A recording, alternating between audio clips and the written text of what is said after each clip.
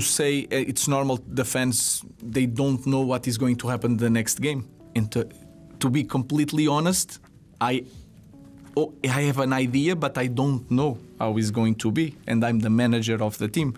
I think the best way of dealing with that is that every game is the last one. It's really important for us to have that sense of urgency that we need to win no matter what. But for me, the most important thing is to start the game the way we start against Chelsea. The 3-1 loss against Brentford over the weekend has been pretty tough to take.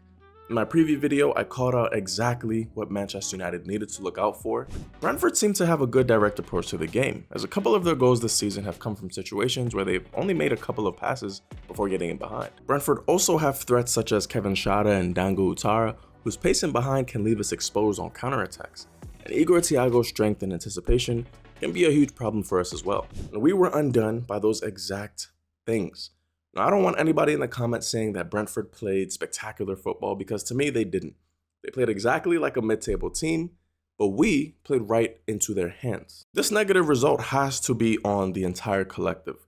Of course, Ruben Amorim, after every defeat, is going to get the brunt of the criticism. He's going to be the one that's blamed for the reason why we lose games like this. But this time around, I actually saw a lot of people blaming the players, blaming the poor attitude, blaming the poor mentality, which is something we'll get into in this video. And I even saw people blaming VAR and kind of the shocking refereeing decisions that we didn't just see in this game, but also across Europe throughout this weekend. I thought VAR was really poor and very inconsistent, and just didn't follow or adhere to the rules that they had previously set, which is mind-blowing. But let's be 100% real. The result is on the collective, Ruben Amorim and his players. For me, it baffled me that Ruben Amorim decided to start Harry Maguire. Why start someone like Maguire in this game and handicap yourself? Not just handicap everything you set up prior to the start of the game, but handicap the other 10 players on the pitch. I mean, if Ruben Amorim did his homework, which I know he did, he's a very smart, details-oriented guy, he would have seen that Brentford's biggest threat would come from a counterattack. The pace that they have in behind with Schade, with Utara, even Igor, Thiago, with his strength and his power. I mean, Maguire just doesn't have pace. This is not something new. He also doesn't have good in-game IQ. This is not something new. So for Amorim to think that this would be the best decision, I, in my preview video, said that Harry Maguire should have come off the bench in the last 20, 15 or so minutes, depending on the state of the game, to try and just defensively see us out. Harry Maguire is a good aerial threat to deal with those. The problem is Harry Maguire isn't good at anything else. To be quite honest, every time I see people say we should play Maguire over this player, we should play Maguire here, it's only for his aerial ability. But other than that, what does he offer? He's super slow, terrible in his decision making. Ball watches like nobody else. And I'm not trying to sit here and just bash everything on Maguire, because Diogo Dalot, being our only right wing back option with Masraoui and Amad Diallo out, I thought he would do better, but he was awful. He was awful. It blows my mind that, these are the players that we have. This is what we have.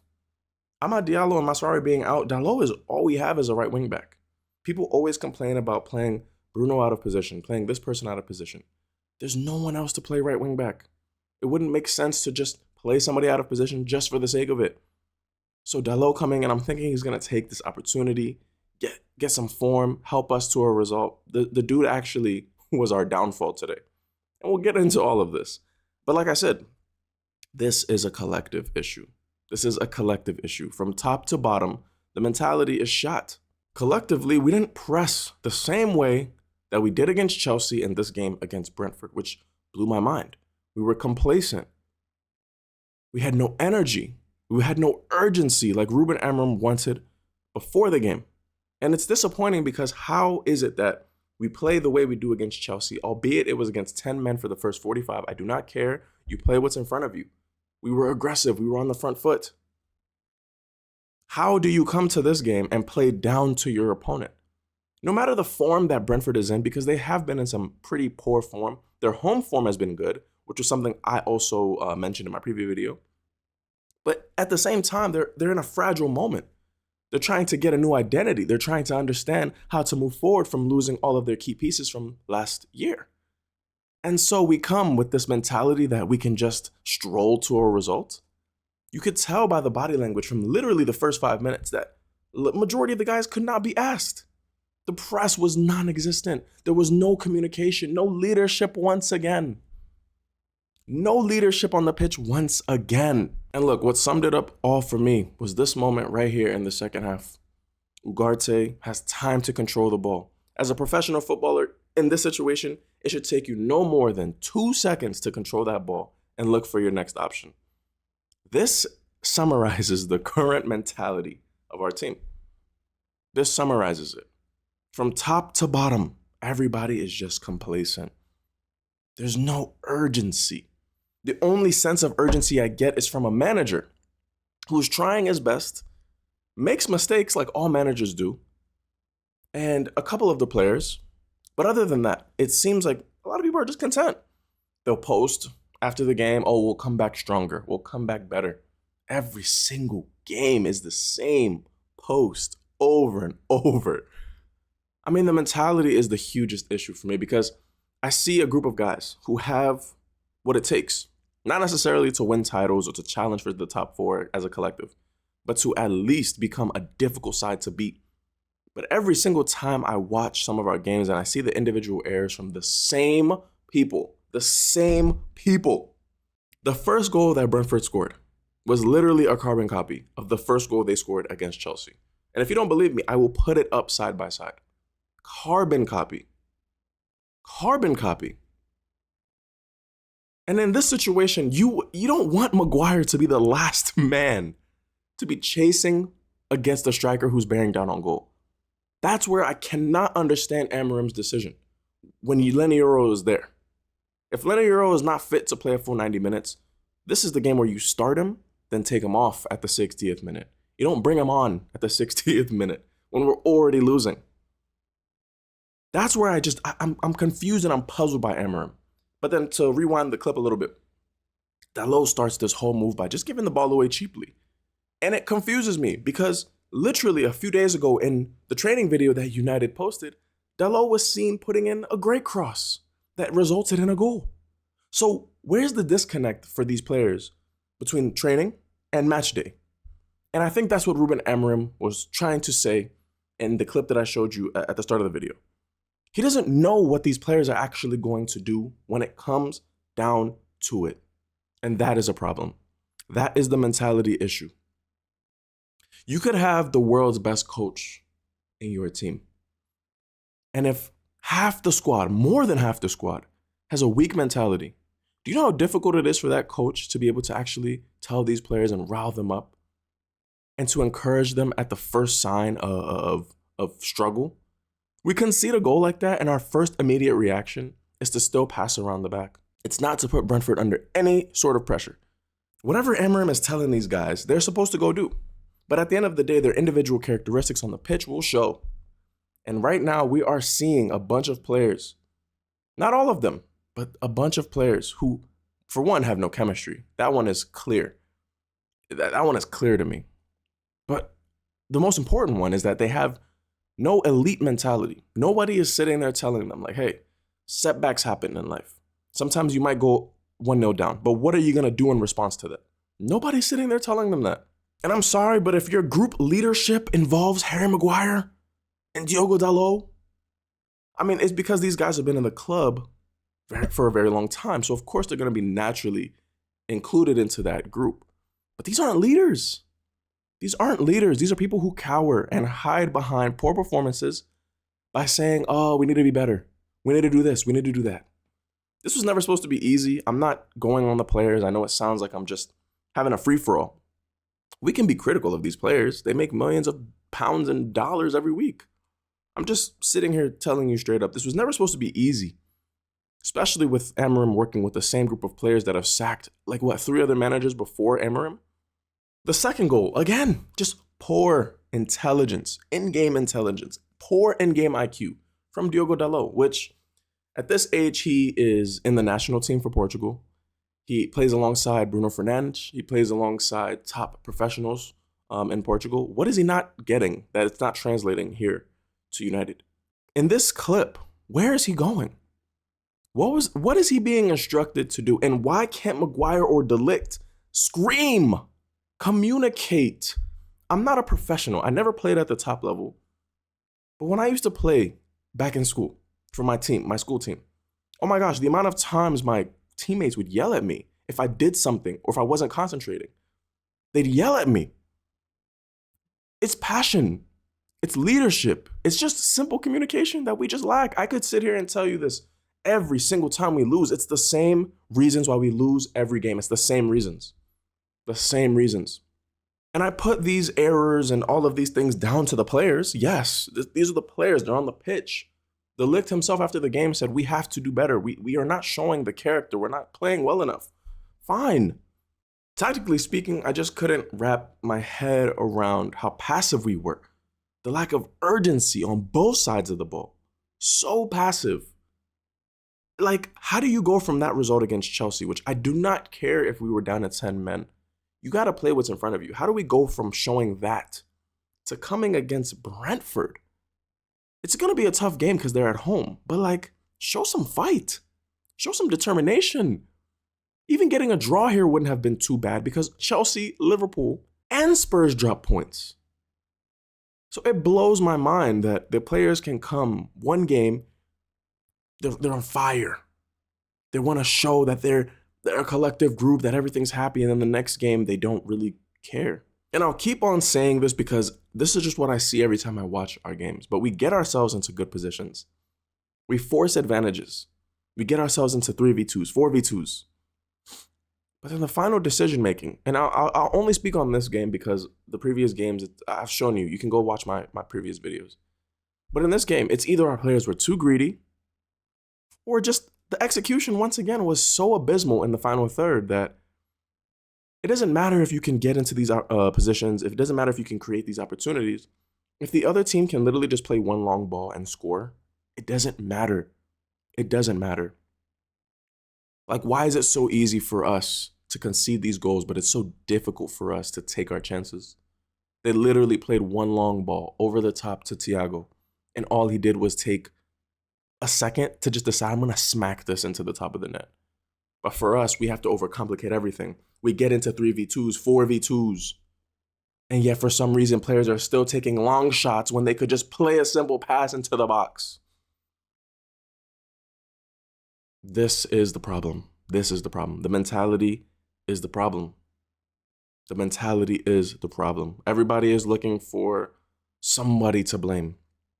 Everybody is looking for something to figure out why United are struggling. Look, you work on a team every day if you go to work and you're working with others. You play on a team if you're playing in an organized match.